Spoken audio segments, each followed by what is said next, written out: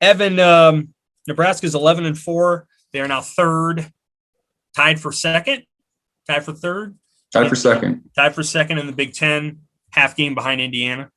Mm-hmm. They've got 7 wins against probably the 2 worst teams in the Big Ten. However, those 2 teams are the worst teams in the Big Ten because they played Nebraska.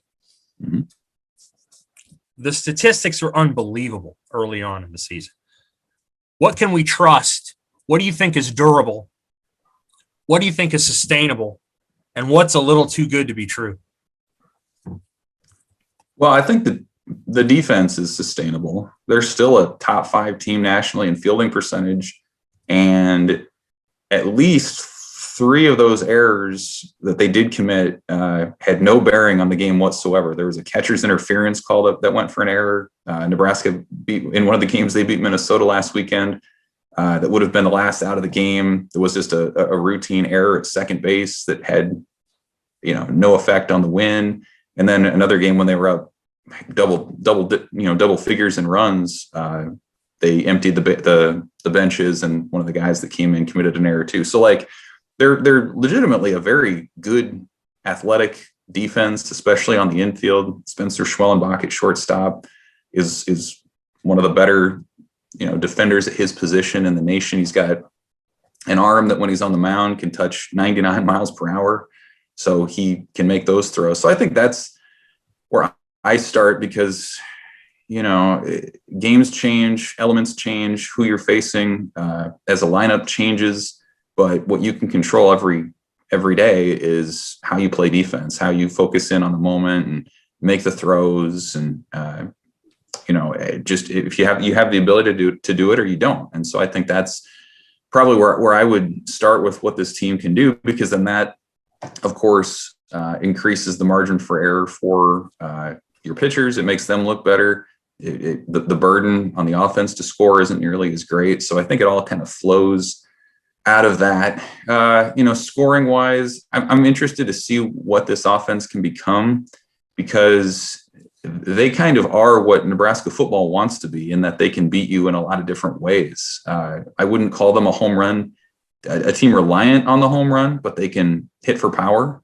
I wouldn't call them a team reliant on small ball, like bunting and stealing and things like that, but they can do that when they need to. So that's, to me, how that continues to come together this season is interesting. And then pitching wise, they have a legitimate Friday ace in Cade Povich.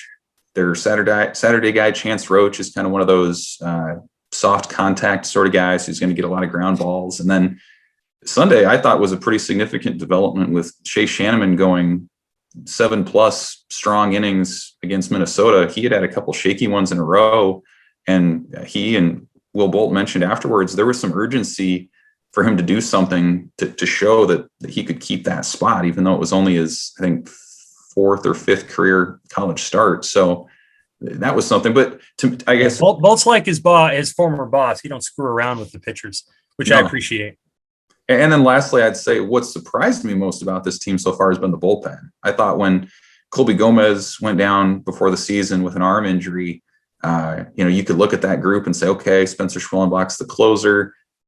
Cam Wynn maybe is your setup guy, but I didn't know how the rest of that thing would come together with a lot of young guys, a lot of unproven guys. So far, they still have an ERA, I think, collectively under 3. And they've come through time and again in some big spots, even when they're down a little bit with some of the younger guys. So that to me is kind of the X factor, especially when you play these 4-game weekend series and you have to fill innings somehow. But it's just it's all come together. And like you mentioned, Purdue and Minnesota are not good teams, and they've got 7 of their 11 wins against those 2 clubs. It's going to pick up. Illinois this weekend, Maryland are both kind of middle of the pack types.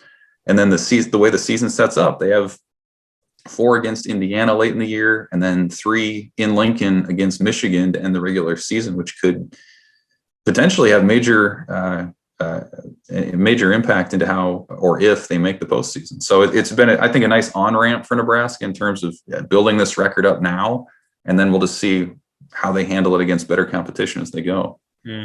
See, this is, Evan, I remember asking you this maybe a month ago, but, this really feels like the first time in a long time that Nebraska had a chance to create serious momentum early in the season. It's just hard for Northern teams to do it. It'll be interesting to see if this creates kind of like a sense of, confidence or resilience that sort of produces. You see this in the major leagues, all the time, where a team is greater than the sum of its parts. It's playing at a high level in part because it thinks it's good because it had success early in the season. And I do wonder how, the schedule shakes out pretty well where, like you said, it's kind of an on-ramp. And I think if Nebraska can build up some steam, maybe you create a team that thinks it's a little better than it is, which is a good thing, and then you get to the end of the year and these guys have really got kind of a swagger about them that otherwise is difficult to have when you spend the first month of the season losing to Southern teams and top 25 teams.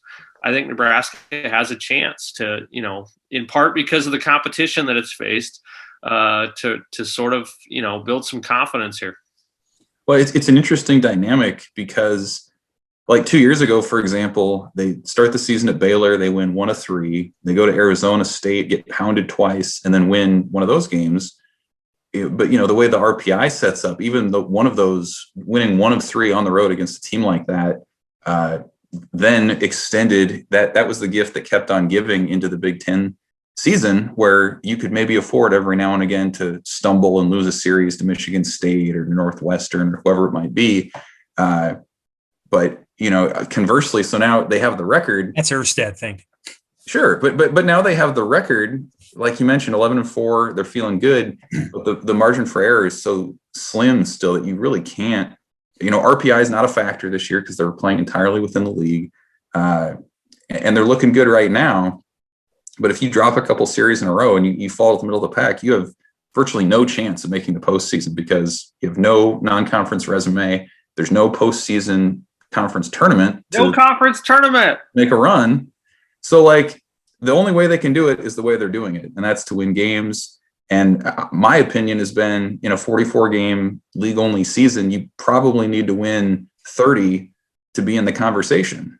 Because as you guys may recall from 2 years ago when Michigan made its run to the College World Series, they were not even a playoff team at all until they won a couple games in the Big Ten tournament. So, you can, in a typical year, you can make the field in a lot of different ways. Right now, there's just really one way to do it, and that's to stack up wins in the regular season. And so, yeah, it's interesting because it's different from how Nebraska has typically done it as an at-large team under Darren Erstad. And we'll just see, like, if that kind of momentum, if that confidence that you can build up early in the year will carry through. Yeah, I think the internal standard that Bull holds his pitchers to, well, as all his players, but his pitchers in particular, will be helpful. And that was a Van Horn signature. You didn't go on the mound when you pitched for Dave Van Horn and screw around for him. That didn't happen. You're going to get pulled. And I feel like, Povich has got kind of a badass attitude. I like that about him. But they just they have an attacking mentality with their pitchers. And I think that's the culture of your team has to start with. It's such a hard job physically, mentally, emotionally, spiritually to be a pitcher. It's so hard.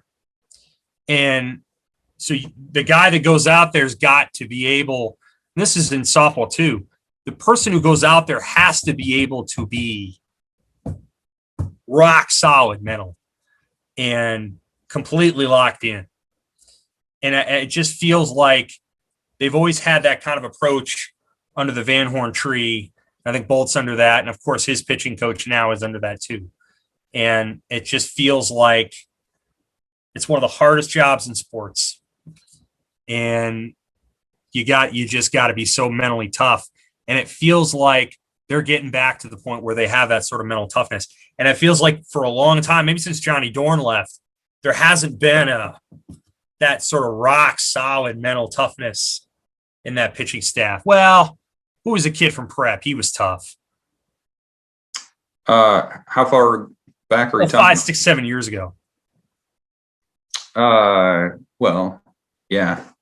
I'm not a super expert on the early part of the decade Huskers. No, but I mean, just a couple, like 6, 7 years ago, the kid from prep, I can't remember his name right off the top of my head. Tough kid.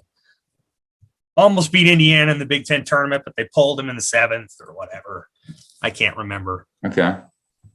Left a year early. Just tough. But toughness, just toughness mindset in the pitchers. Like guys that compete, battle, fire back, all that stuff. I mean, their best pitcher last year or 2 years ago was a mercurial guy. I mean, he was a good player, but you got to have a Garrett Cole sort of a leading edge personality, and it feels like Povich is that. Maybe I'm wrong. It feels like he's that. Yeah, I would agree. And he's a guy who had SEC offers out of junior college too. He could have gone a lot of different places, but he's from Nebraska and wanted to come play for the Huskers. And that's kind of a different storyline about how this staff has really started to clean up with in-state talent. But yeah, I mean, Povich is the guy that you got to have on a Friday night. And when you talk about Nebraska making some kind of a run at some point, like to me, what's held them back the last. Kyle Kubat is who I was talking about. Oh, Kyle Kubat. Okay, sure. He was tough. Go ahead. I was just going to say what's held Nebraska back from making postseason runs has been they just haven't had a lot of depth. I mean, you look at even 2 years ago when they go to Oklahoma City and play Oklahoma State, Matt Waldron has a great outing. They almost get the win. Their Saturday pitcher was pretty good too, and then it just drops off from there. I think that's what I mean. Depth of toughness, though. Like it's not just sure, but it's not talent just too. like the guy didn't have an arm. No, but they didn't have 5 or 6 guys that were just FU. They used to have that. Is my point. They did have that. That's what made them special. Yeah. No, and they're working toward it, and everybody's deep in college baseball this year because of the COVID year and all that. But their lineup goes 12 or 13 guys deep. They have a bullpen. It seems they have what has become a pretty solid weekend rotation. So, it's just usually by the end of March how interesting a team's going to be to follow, or if they're worth following closely the rest of the way. And right now, Nebraska hasn't given us any reason to say that they're not. So just going to have to see how it goes, but it's been certainly a good start for those guys. And I was talking with some other,